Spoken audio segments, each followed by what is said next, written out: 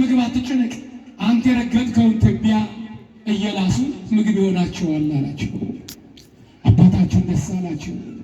እንዲህ እያደረጉ አንዴ ከዝቋላ አንዴ ወደ በረ ከብድ እያደረጉ ልክ በዛሬዋ መጋቢት 5 ቀን ጌታችን መድኃኒታችን ኢየሱስ ክርስቶስ ከቅዱሳኑ ጋራ ከመላእክቱ ጋራ እናቱን ይዞ በክብር መጥቶ ነፍሳቸውን ተቀብሎ ቃል ኪዳን ሰጥቷቸው እንዲህ አለ። ስምህን የጠራ መታሰቢያን ያደረገ ዝክርን የዘክር በስም ቀዝቃዛ የሰጠ ትውልዱን እምርልሃለሁ ማኅፀኗን አለመልምልሃለሁ ብሎ እግዚአብሔር አምላክ ቃል ገባ። መዝሙረኛው ቅዱስ ዳዊት እንዲህ አለ። በዚህ በመዝሙረ ዳዊት ምዕራፍ 116 ቁጥር 15 እንዲህ አለ።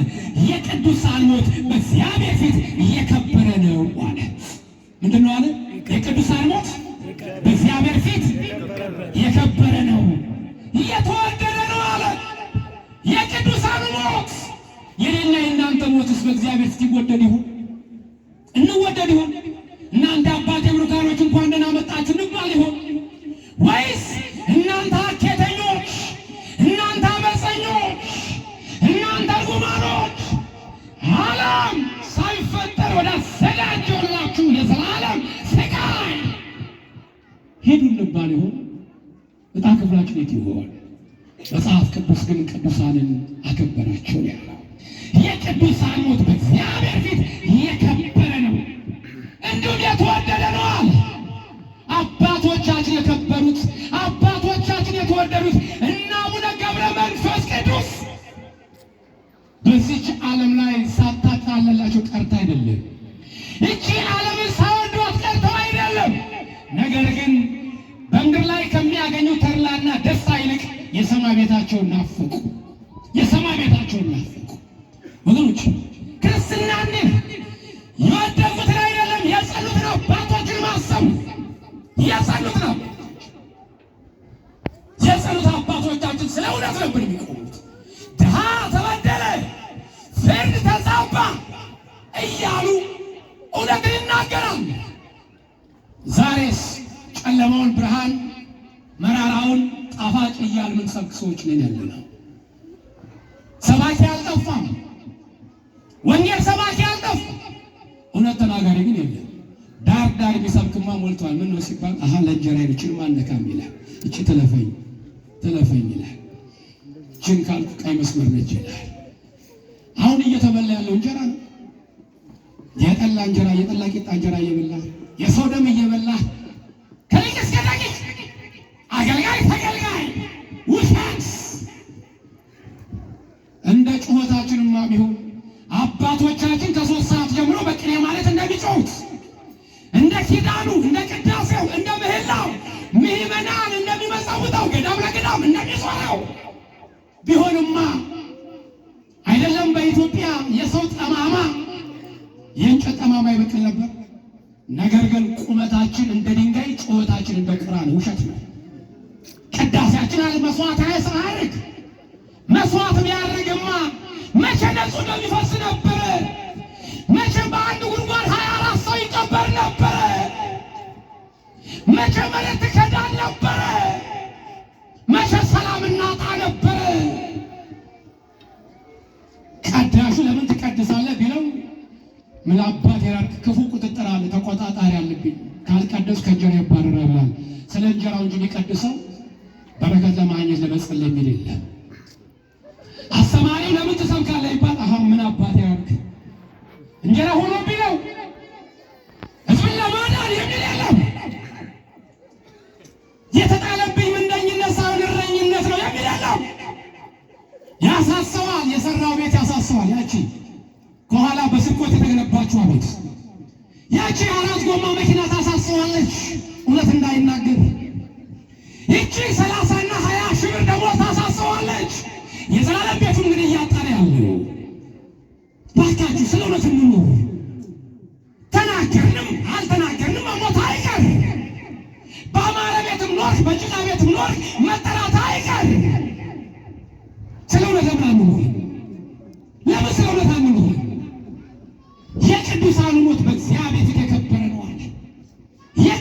ነው ሞት? በማን ፊት የከበረ ነው?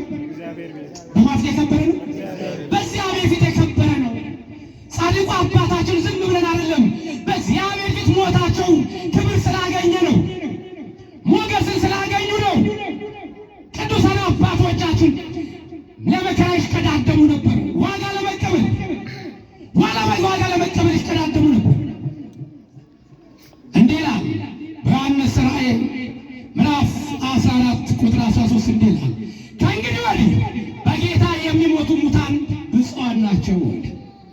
ከእንግዲህ ወዲህ በጌታ የሚሞቱ ብፁዓን ናቸው።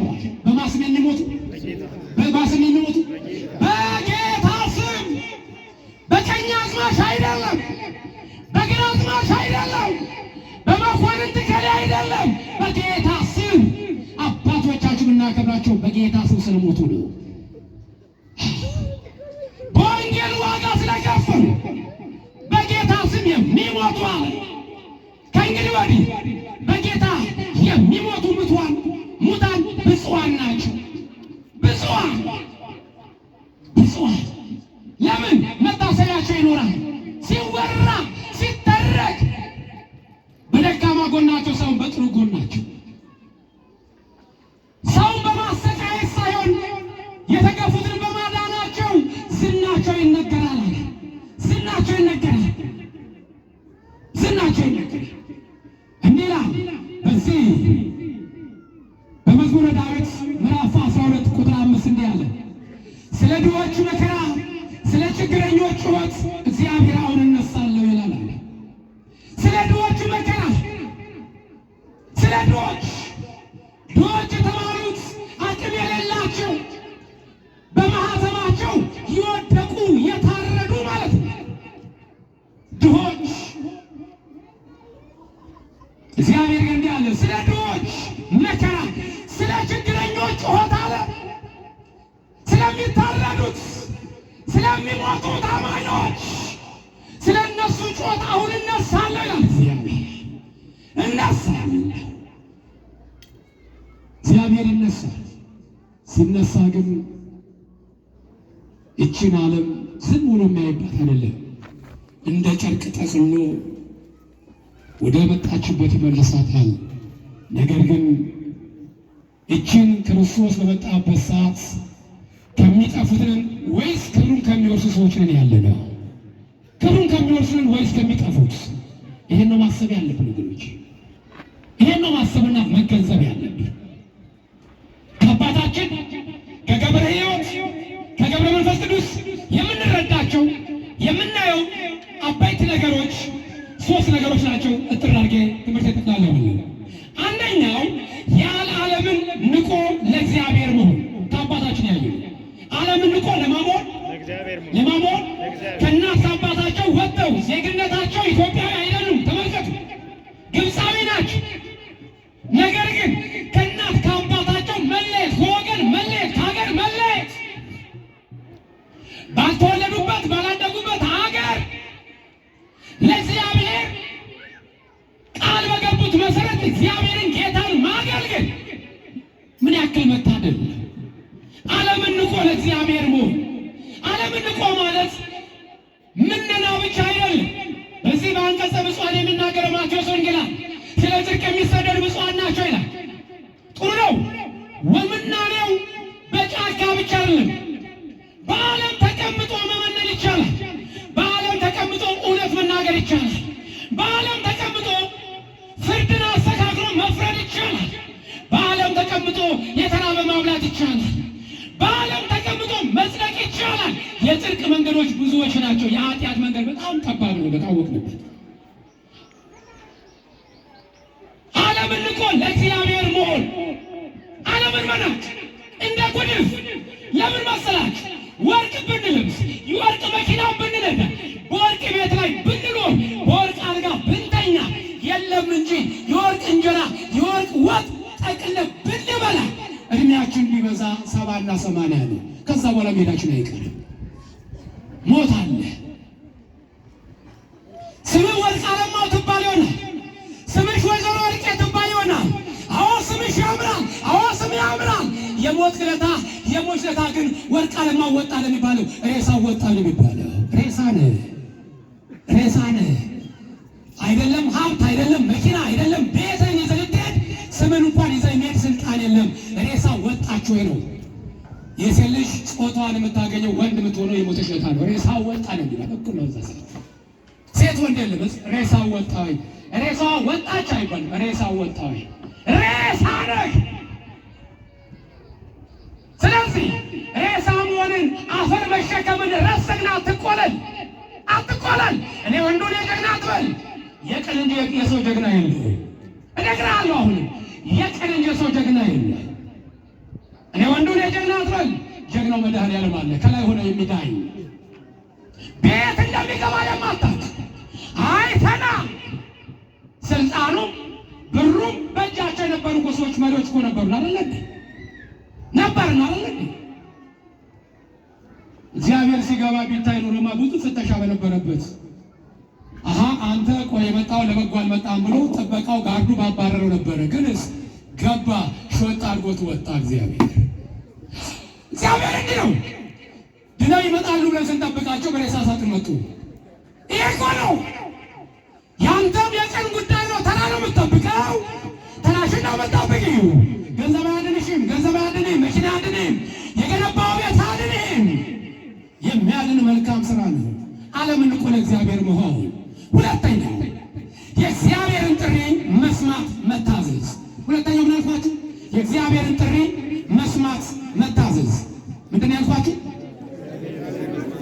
የእግዚአብሔርን ጥሪ መስማትና መታዘዝ። መስማት መታዘዝ። የእግዚአብሔርን ጥሪ እግዚአብሔር የሚለን መስማት። እግዚአብሔር ትእዛዙ ጥሪው ምንድን ነው? እርስ በእርሳችሁ ተዋደዱ ነው። የእግዚአብሔር ጥሪ ምንድን ነው? ተፋቀሩ ነው። የእግዚአብሔር ጥሪ ምንድን ነው? ትእዛዙስ ምንድን ነው? ተዋደዱ። የተገፋውን ደግፉት ነው። የተራበውን አብሉ ነው። የታሰረውን ጠይቁ ነው። ወገኖች ትእዛዙን መጠበቅ፣ ለእግዚአብሔር ጥሪ ጆሮአችንን መክፋት፣ ዓለምን እምቢ ማለት። ዓለም ብዙ ጥሪ ብዙ ድምፅ ታሰማለች፣ ወደ ሞት ባህር ትጠራለች። እምቢ ማለት እግዚአብሔርን እሺ በሉት ወደ እናንተ ይቀርባል፣ ዲያብሎስን እምቢ በሉት ከእናንተ ይሸሻል ያለ ቅዱስ ጳውሎስ። ወገኖቼ እባካችሁ ቀሪ ጊዜያችን ለእግዚአብሔር እናሳልፍ። የእግዚአብሔርን ጥሪ እንስማ። እግዚአብሔርን እሺ እንበል። እግዚአብሔርን እናዳምጥ። ምን እንደሚለን እግዚአብሔር ሊፈርድብን፣ እግዚአብሔር ሊኮንንን አይደለም ጥሪውን የሚያሰማው። ልጅ ሆይ ና ይልሃል፣ ሸክምን ሊያቀል። ልጅ ሆይ ና ይልሻል፣ ጓዳሽን ሊሞላልሽ፣ ታሪክሽን ሊቀይርልሽ። አንቺ ግን ልሩጥ ያለሽ በሩጫ እግዚአብሔር አይገኝም። በሩጫ እግዚአብሔር አይገኝም። ሶስተኛ እንደ ጻድቁ አባታችን በጾምና በጸሎት መወሰን። እንደማን? እንደ ጻድቁ አባታችን በጾምና በጸሎት በቅድስና መወሰን። በቅድስና መልከስከስ አያስፈልግም። ፍየል ታውቃላችሁ? ፍየል ቀዥቃዣ ነች። ፍየል እፍረቷን ጥላ የምትሄድ ነች። እፍረቷን ገልጣ የምትሄድ ነውረኛ ነች። ፍየል ድምፅ አይረብሽም። ፍየል ቀዥቃዣ ነች። ለእረኛም አትመች። አይታችኋት ከሆነ ስትሄድ ድምጿም ያባርቃል። የተኛ ትቀዘቅሳለች። አስቸጋሪ ነች። እስቲ ስሏት እዛ ነች። ሁለተኛ እፍረቷን ገልጣ ጭሯን ወደ ላይ ቆልልማ ነው የምትሄደው። በግ አይታችኋት? ድምፁ የተረጋጋ አካሄዱ የተረጋጋ እፍረቱን የሸፈነ ነው በግ። ጭራውን ሸፈን አልጋ ነው የምትሄደው በግ። ወገኖቼ እኔና እናንተ በጉን ተባል እንጂ ፍየሉን አልተባል።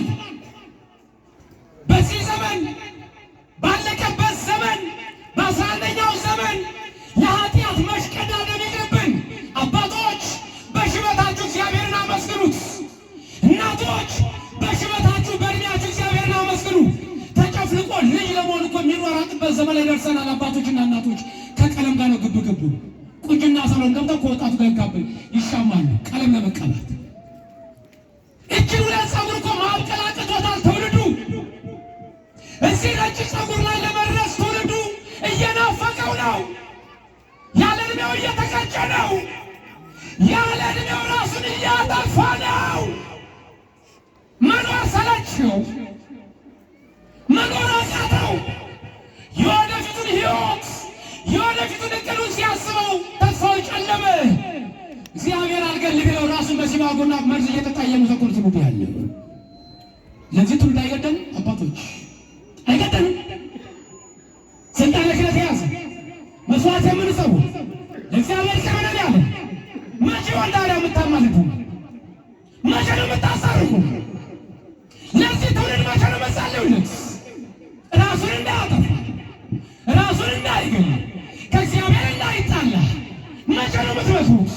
ኧረ ምከሩን አባቶች፣ ጊዜያችሁን ተጠቀሙበት፣ እረኝነታችሁን ተጠቀሙበት። እንደኛ ኑር ባካችሁ። የመጨረሻው መደምደሚያ ይቀር አራተኛ እንዲህ ይላል፣ እሺ ብትሉ አለ ኢሳይያስ ምዕራፍ 1 ቁጥር 5 ኢሳይያስ ምዕራፍ 1 ቁጥር 19 እሺ ብትሉ ለእኔ ብትታዘዙ አለ። ለማን ብትታዘዙ? ለማን ብትታዘዙ? ለእግዚአብሔር ብትታዘዙ አለ። ለእኔ አለ ለአምላካችሁ ለፈጣሪያችሁ ለንጉሳችሁ ብትታዘዙ አለ የምድርን በረከት ትበላላችሁ። እምቢ ብላችሁ ብታምፁ ግን አለ እሱን እናንተ ሙሉት። አልጠራውም፣ አልናገረውም። እናትና አባቶቻችን የድሮ እናቶች ደግ ደግ ተመኙ ደግ ነገር እንድታገኙ ይላሉ። እንኳን ጠርተነው እየመጣብን እኮ ነው፣ እያባላን እኮ ነው ያለው። ምኑን ልጥራው? ምን አስደስቶ የተረከው መጽሐፉን ከዚህ በላይ መተረክ አልችልም። ክፉ ነገር ነው ያለው። እቤታችሁ ገብታችሁ አንብቡት። ኢሳይያስ ምዕራፍ 1 ቁጥር 19 እሺ ብትሉ ለእኔ ብትታዘዙ የምድርን በረከት ትበላላችሁ። እምቢ ብላችሁ ብታምፁ ግን አለ እቤት አንብባችሁ ጨርሱት። እምቢ ብላችሁ ብታምፁት ምን ይጠብቃችሁ ይለን ይሆን? የአበባ ወንበር የቀይ ምንጣፍ ለእያንዳንዳችሁ አክሊል አይደለም ይለው። ከበድ ያለ ቃል ነው፣ የሚሰቀጥጥ ነው። ድሮማ ስናነበው ቀላል እየመሰለን ነበር። በእኛ ዘመን ቢደርስ አይመስለንም ነበረ። አሁን እኮ የዘመኑ ኃጢአት እጅ ከፍንጅ ሆኗል። እጅ ከፍንጅ የድሮ ኃጢአት ይውላል ያድራል፣ በልጅ ይደርሳል፣ በልጅ ልጅ ይባላል። እኔ የምትቸገረኝ በልጅ ከደረሰ ነበረ።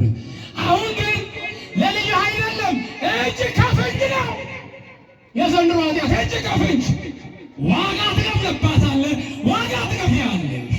ለእግዚአብሔር እሽንብል፣ ለእግዚአብሔር እንታዘዝ። በአንደኛ ዮሐንስ ምዕራፍ 3 ቁጥር 18 እንዲህ አለ፣ ልጆች በሥራ በእውነት እንጂ በቃልና በአንደበት አንዋደድ አለ። ገብረ መንፈስ ቅዱስ በተግባር መስለውታል። በቃል አይደለም በሥራ መስለውታል። በእውነት መስለዋል፣ ተጋድለዋል። ቅዱሳን መላእክት መስለዋል። ይችን ዓለም ናቁ። ለጉሮሯቸው እንኳን ጥቂት ውሃ እንኳን ሳይጠጡ ይህችን ዓለም ጣዕሟን ሳያውቁ ከእናታቸው ማኅፀን እንደወጡ ንጽሕናቸውን እንደጠበቁ ወደ ንጹሕ አምላክ ወደ ቅዱሱ አምላክ በክብር በዛሬ ቀን አርፈዋል።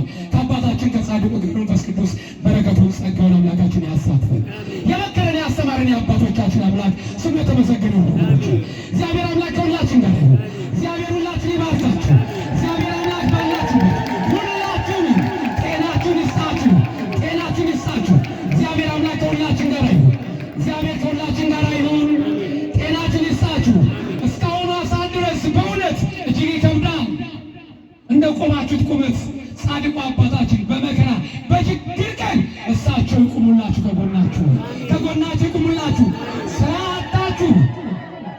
ስራ አጣችሁ የምትንከራተቱት ወንድምቶች የጠዋት እንጀራ ለአዳምም አልጠቀመው፣ የጠዋት እንጀራ ለአዳምም አልጠቀመው። በ6 ሰዓት ወደ መረፋይ ወደ መከራ ዓለም ተባሮ ወጥቷል። የጠቀመው የማታ እንጀራ ነው። ከድንግል ማርያም የተገኘው ኢየሱስ ክርስቶስ የጠቀመው የማታ እንጀራ ይስጣችሁ። እግዚአብሔር የምታመሰግኑበት ወጣችሁ የምትገቡበት እንጀራ መድኃኔዓለም ይስጣችሁ። አገርን ለቆ ከመሰደድ ኧረ መድኃኔዓለም ይጠብቃችሁ። እንጀራችሁን በሀገራችሁ ላይ ያድርግላችሁ። በስራ ገበታ ላይ ያላችሁት እናትና አባቶች ነገ ቀነሱ፣ ነገ ባረር ይሆን ልጆችን ምን አመላውን እያላችሁ የምትጨነቁ መድኃኔዓለም ዝቅታን መቀደስ ሳይሆን በከፍታ ላይ ከፍታ፣ በማዕረግ ላይ ማዕረግ፣ በእድገት ላይ እድገቱን ድንግል ማርያም እሷ ታላብሳችሁ። በዛሬ ቀን መሃላችን መጥተው ቃል